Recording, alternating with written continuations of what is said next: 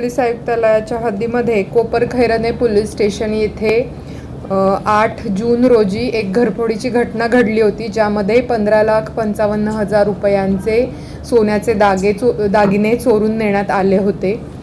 त्या अनुषंगाने आमचे गुन्हे शाखेचं कक्ष 1चं युनिट जे वाशीला आहे त्यांच्याकडून समांतर तपास करण्यात येत होता।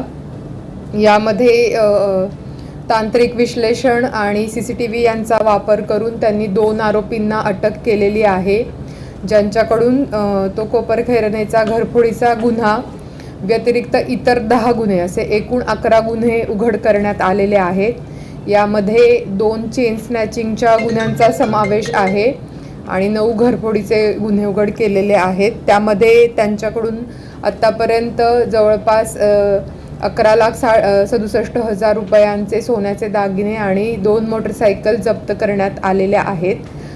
यात जे आरोपी अटक करण्यात आलेले आहेत त्यांचं नाव आहे युसुफ राशीद शेख आणि नौशाद मुस्ताक आलम। त्यापैकी युसुफ शेखवरती पूर्वीचे 51 गुन्हे दाखल होते आणि तो आता 20 मार्च रोजी जामिनावरती बाहेर आला होता। आणि नौशाद आलम जो त्याचा सह आरोपी होता त्याच्यावरती आतापर्यंत 32 गुन्हे दाखल होते।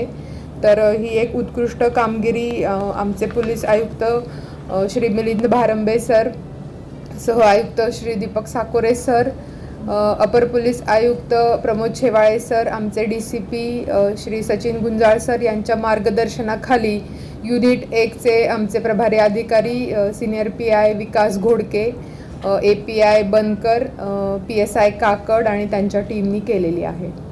बंद घराचा कुलूप तोडून ते आत प्रवेश करून सोन्याचे दागिने किंवा रोख रकमेची चोरी करत होते आणि 2 मध्ये त्यांनी मोटरसायकलवर येऊन चेन स्नॅचिंग केली होती। म्हणजे करत होते, बंद घर दिसलं तर मग त्यावेळी ते घरफोडी करत होते। CCTV करून त्याच्यामधून त्यांचे चेहरे निष्पन्न करून आयडेंटिफाय केले।